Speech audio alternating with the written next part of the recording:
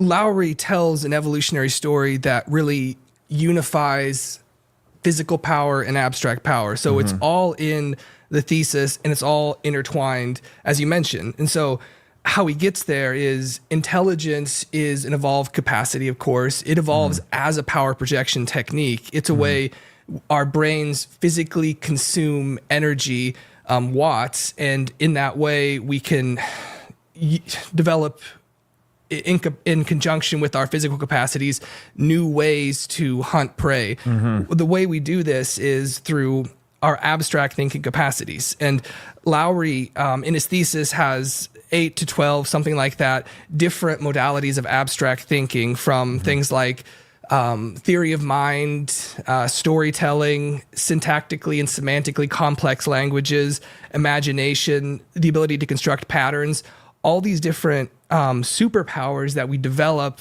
by virtue of an evolving intelligence give us this really incredible power to think abstractly, which is a power projection technique. Through abstract thinking, we can run simulations in our mind and kind of envision how we might hunt a mammoth without going out and dying doing it. And then we can use our semantically and syntactically complex language to tell other people how to do that in coordination with us, that we thought of this way to hunt the mammoth, and then we can go do that together, coordinate, and that makes us the apex predator, this ability to think abstractly. What it also does is humans are pack animals. That's another part of the evolutionary story that Lowry tells. And as pack animals, you not only need a way to obtain resources from the world, get the meat, you then need a way to determine resource allocation within the pack.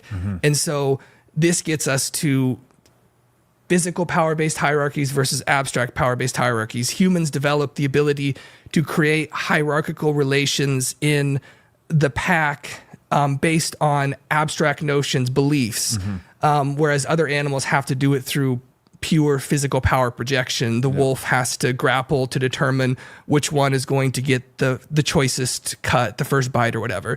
And so we get this ability to think abstractly and to coordinate with words and beliefs rather than physical dominance contests when we establish our pecking orders. And so I guess just to round out then what that means in terms of the distinction between physical power and abstract power is abstract power is based on a belief system and the ability to tell other people our beliefs about the world and have them adopt them. So you mentioned Jordan Peterson as a very persuasive talker. That's an excellent example of someone exercising a very developed capacity for abstract power. He's able to describe, Lowry kind of describes how one might go about creating an abstract power hierarchy. Imagine a walled enclosure, and what it's walling off is a desired state of being.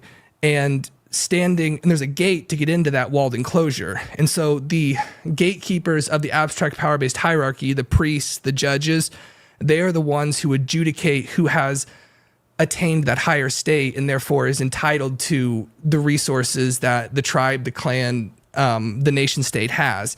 And so abstract power allocates resources based on rank of the people who subscribe to that belief system. Physical power-based hierarchies allocate resources to who can project the most physical power. So that kind of is the evolutionary story that gives us those two types of power-based hierarchies, one based on physical power, which we see in the animal world, and one based on abstract power, which we see in, again, humans who have evolved as pack animals and developed the capacity for abstract thought to coordinate. That's excellent. Yeah, just to speak a little bit more to how these two things are intertwined. It's like human intelligence or the capacity for abstract power, which is something that we have at least at an order of magnitude above all other animals, right? Multiple orders of magnitude. You know, he gives the example of like a parrot can recite certain words, or a dog might know what ball means, but we take it to a whole nother level.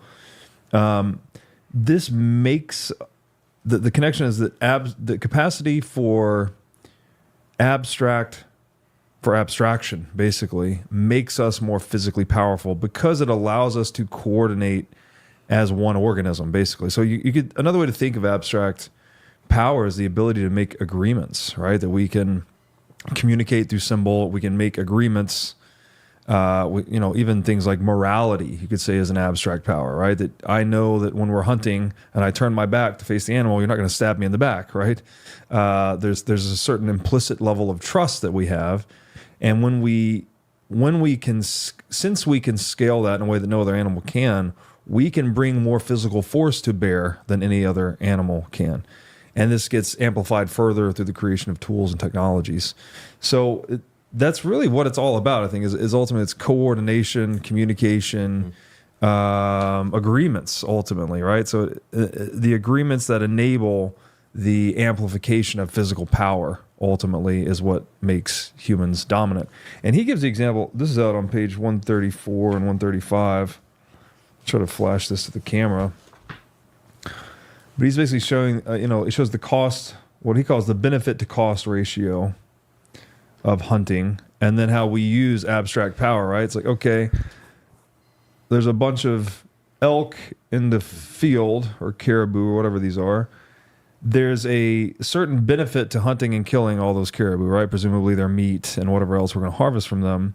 But there's also a big cost because they're dispersed in a field, and, well, they're big ass animals and they can hurt you, right? However, if we use our capacity for abstract thinking, running simulations, as you said, and we agree to, funnel them all into this canyon where they're very tightly coupled, and then presumably we have a gravitational advantage by standing above them. We can throw spears down on them or drop rocks on them or whatever it may be. We can now kill that same amount of caribou in a much more energy efficient manner. So we can project physical power in a more fortuitous situation or more advantageous situation by using abstract power to get them into that canyon, versus just trying to take them down with brute force out in the field. And so this is, I think it's a very simple example, but that's basically the name of the game, right? Okay, where would we go from there? Let's see here. Can I drop in on that? Yeah, please. So I love talking about this theory of mind, because what it introduces to us is a very rational explanation for what we see in military veterans, which is a high level of post-traumatic stress disorder. If I am capable of envisioning, feeling, imagining, predicting your suffering, I have an advantage, because then I can strategize to that. However, as you noted when you were talking, the organization, we're going to, there's a cost to doing, there's a cost to everything. And that cost is that huge degree of empathy, that huge suffering that you do feel what you're killing. That brings us again back to this spiritual, philosophical side of it, of where you are overcoming your own desire to remain unaffected by emotion, in order to do the thing that must be done. And the other comment I wanted to make was the cooperation as we organize and we create the abstract power-based hierarchies so that we can cooperate, so that we can move forward. One of the first things that you learn in like a structures engineering class is that this 2x4 can hold 10 pounds, this 2x4 can hold 10 pounds. We put them together, they can hold 30, right? Cooperation is not linear. It is exponential. Yeah. And so there are these gains to it where the more that we do abide by these hierarchical rules, the more we are able to accomplish. However, the cost of that, we're able to, as a group, inflict our power on that around us. But the cost is that we must always ascribe to the idea of intra-competition, of continually reassessing who is the best and the most fit to lead, because you can imagine a situation where you have two packs, and let's just say they're both led by a guy named Joe. And one pack, you decide, hey, we're going to leave this old leader in power that has no decision-making ability, no rational thought capability, but we're going to continue to follow blindly wherever he wanders, whatever turn he decides to go down, whatever stairs he chooses to fall down. And then you've got another pack led by a guy named Joe who is going to say, well, what we're going to do is we're going to have a competition here. whoever kicks whoever's ass gets to be in charge, and then everybody else falls in line. And every week we're going to do that again. And so we're sitting in this world now where we've got the Joe Biden pack lost to the Joe Rogan pack, right? And it's because one of them recognized that in order to maintain the abstract power-based hierarchy, you have to inflict power, that you have to organize abstraction based on power, or else it becomes fragile. In Taleb's words, you sacrifice resilience in order to subdue volatility. Yeah. And then that, your house crumbles. Yeah. There's a reconciliation that has to occur, right? Like we can start coordinating with one another through our imaginations or through our agreements. But if that coordination or organization that we create is not reconciled to the reality of, is this the best physical power projection technique or organization, basically, right? A hierarchy, who should be on top, who should lead, who should do this, who should specialize in what domains. If we're not checking that against the actual demands of the physical power projection game frequently, then we're going to get disconnected from reality, basically. Yep. And this kind of goes what I wanted to ask next is, like, how does Bitcoin fit into this picture? We've elaborated on physical power projection. We've elaborated on abstract power. What is Bitcoin? Bitcoin is this interesting thing that's kind of between the two. Obviously, it's secured. The integrity of its supply is secured by physical power projection through proof of work mining. But it's also this abstraction. It's just an idea. We're all kind of agreeing to it through our own incentives. How do we fit Bitcoin into the confluence of physical versus abstract or political power? Yeah. So this is Lowry's, one of the really intuitive leaps in his thesis. One of the dot connecting things that's an aha moment is, in the past, we've used physical power projection in order to, the animals use it to determine who gets the resources amongst themselves. And as you mentioned, humans use it whenever an abstract power-based hierarchy becomes too oppressive, it gets overthrown in a war, a bloody war. And whenever an abstract power-based hierarchy leads to, as you mentioned, the Joe Biden character leading the people astray, becomes non-meritocratic, and the weak take hold, people self-domesticate, it becomes weak. That abstract power-based hierarchy is invaded from outside and then devoured by the Mongols or whoever comes in, some stronger force that sees that bounty waiting. And so in the past, war has served a function to discipline and break up bad abstract power-based hierarchies. We now have a new form of abstract power-based hierarchy, Lowry says, which is software. And so we have these large transnational conglomerates or whatever, like Facebook, Google. We have our financial resources, most of our health data, banking, our artistic productions. These are all now digital resources in cyberspace, and they're controlled by who controls the software. And these are abstractions. And so the intuitive leap is, how do we do a power projection competition, a war in cyberspace? You can't do it with mass, so maybe you can do it with energy.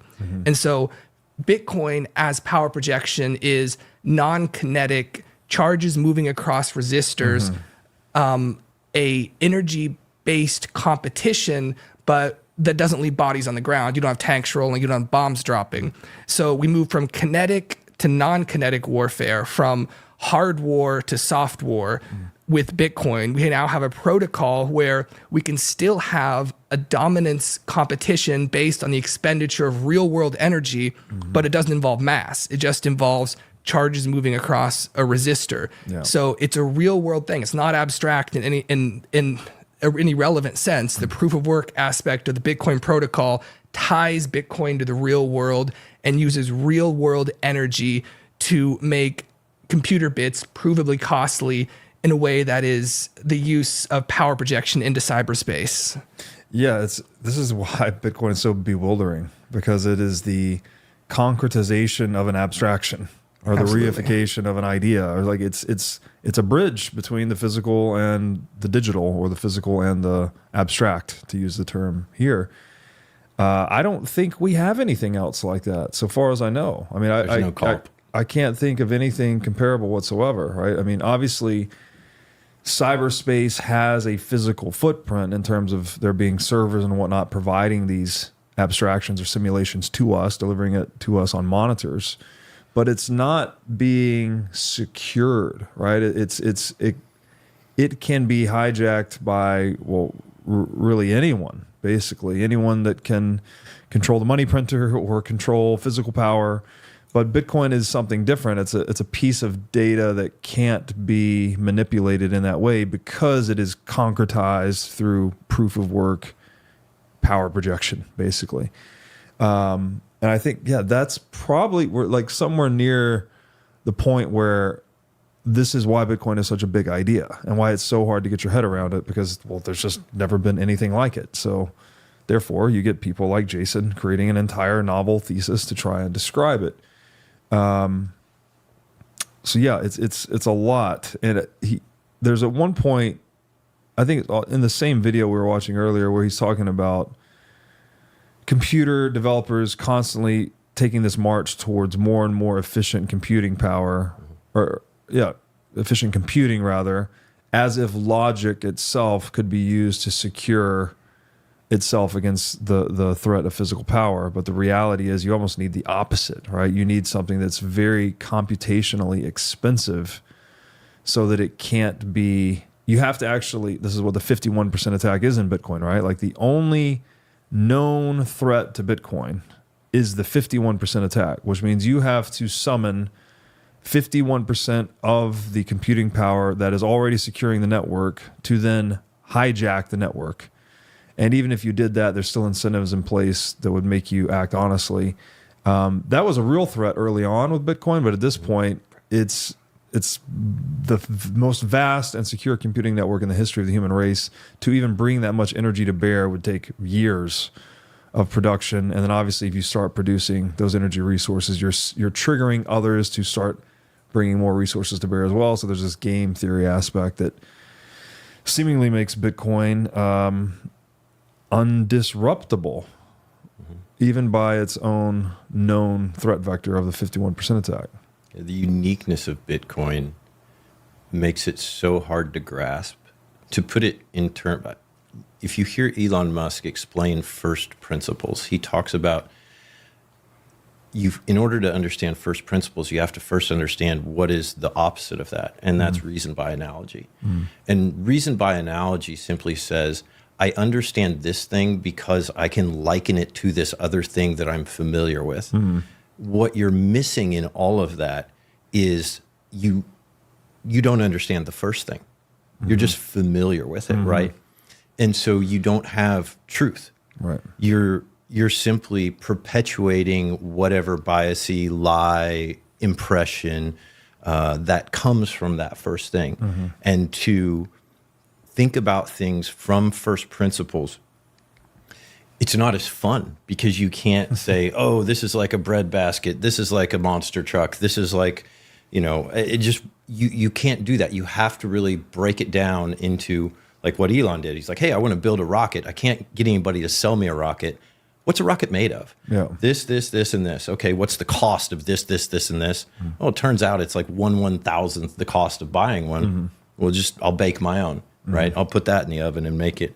One of the quotes from Lowry that I drew out, as history has shown time and time again, all it takes is one engineer to subvert the authority of an entire military institution and undermine its combined expertise. And so let's just replace. Let's say, as history has shown time and time again, all it takes is Satoshi Nakamoto to subvert the authority of an entire global financial fiat lie and undermine its combined extracted power. Something like that. It takes technology. And we all have to, I think, acknowledge that it has never been for lack of will that people have fallen under oppression. It is because they have not had the technology that enables them to crawl out of that hole. Yes. And move further and move beyond. So when you talk about, what is Bitcoin, to understand it, it is the huge idea. It's the 1 hour, I think it's a scam. The 10 hours, I think it might be real. The 100 hours, maybe I should invest in this because it sounds like a great idea. The 1,000 hours, it's everything. This is my whole life now, right? So, it's just really hard to put a grasp on it because it is so many things. It is money. Yes. But it's also a weapon. And maybe weapon's not the right word for it. Maybe weapon is just what we have used, because weapon is what we have used in the past to secure the pathways to our resources. It was just a means to an end. But what we needed was simply a barrier in between us and the oppressor. And now we have that where it can't be extracted. It's wonderfully said. And I think this is why Bitcoiners, Bitcoin podcasts often get into the nature of language, right? We get very particular on definitions because you're trying to really get to the bottom of what we mean. And what you call reasoning by analogy, I would actually say that's built into language itself, language is a metaphorical construct, right? So we're constantly reasoning about the unfamiliar in terms of the familiar, right? This is why when the internet emerged, we called it the internet, or we'd call it the information superhighway or a digital library, right? We take something that's familiar and then we reason about the new thing in terms of the thing that we don't know about in terms of something that we do know about. And so with that, you inevitably import all your biases. All these things have different aspects too, right? It's like, okay, when you say information superhighway, well, what does that mean? Does that mean there's cars on it? Does that mean there's lanes? Does that, you're only invoking a certain aspect basically of the highway as a metaphor. And it's really the interconnectivity, I guess, when it comes to the internet. But when you say that word to someone else, well, they have all their own meanings and interpretations assigned to it. So language is just this inherently limited thing by which we're dealing with reality and one another. And it seems to me that, again, people often people just don't understand that. Like there seems to be a large cohort of people that think you can just speak truth or speak untruth. I mean, obviously you can speak untruth. It's much more difficult to speak truth though, because maybe mathematics, I think one of the only true things you can actually say, this is a whole nother can of worms, but this will be in the book that I'm going to release at some point. But I think Mises figured it out, where he said the only true thing you can say is that man must act, which means man must use means to pursue ends. And the reason that's the only true thing you can say is because when I say man must act, I'm using the means of words to pursue the end of communication. So it's like a performative confirmation. Yeah. Everything else we're saying is basically metaphorical. Even when we say the word understand, right? It's like you're invoking the physical experience of standing under something to get a deeper perspective on it. You're importing that physical experience into this abstract experience of cognitive comprehension, basically. And so, we need, and then the other way to maybe flip all that around is like, Bitcoin is this really complicated thing between abstract and physical power, but it's also the ultimate implementation of this ancient idea of just private property, right? It's like, how do you sort disputes over scarce resources? What's the optimal institution for that? It's private property. We've known that for a long time, many centuries, but it's always been a trust-based implementation, right? That you needed to trust the monopoly on violence, that they would actually follow the rules that they set out for themselves and for everyone else. And you're in the classic conundrum of who guards the guardians, right? Who guards the administrators of the rule-based system or the rule makers? How do you prevent the rule makers from either not following the rules or changing the rules or exploiting the rules to their own benefit and at the expense of everyone else? Like, how do you solve that problem? And the failure has always been that we try to do it with logic. And we always try to do it with logic. We always try to do it with agreements. We always try to do it with reasoning. But we needed some way to root it into physical power. And I think that's what, and this is like the profound thing about Bitcoin, is it has somehow imported the integrity of the laws of physics into this social domain where we're looking for an agreement that's not based on any We don't need to trust any individuals to maintain the agreement. We needed something that's like the laws of physics, like it's just there and we all play by it, which is foundational to his whole thesis, right? The laws of physics are zero trust, permissionless, egalitarian, because no one can change the rules. But we can all change the rules of money and law, and like you can always break the law. You can always, not everyone can change the law, but if you can summon enough physical force, you can definitely conquer your own territory, make your own country, and write your own rules. Yeah. So, yeah, it's a lot to absorb. I don't know, like we sound crazy talking about it, but I mean, welcome to the Bitcoin rabbit hole. This is why it takes 1,000 hours, I think, to really get that level of comprehension. Physics, you can't win, you can't break even, and you can't leave the game. Yes. And so, to your point, if you can't win, you can't break even, and you can't leave the game, it means you have to play. Yes. And what is play? What's another word for that? Is you must act. Yeah. And then let's talk about Jordan Peterson and the hierarchy. Why must you act? Yeah. Well, you must act in order to exert a force that reverses entropy locally as much as possible. First to yourself, make your bed. Second to the people around you, and moving further and further out in order to expand this control over entropy. Yeah. Seeking truth in your environment and the surroundings and moving towards that. Yeah. It's wonderfully said. Thanks for watching. If you enjoyed this episode, click here to find more just like it, and here to find our most recent episode.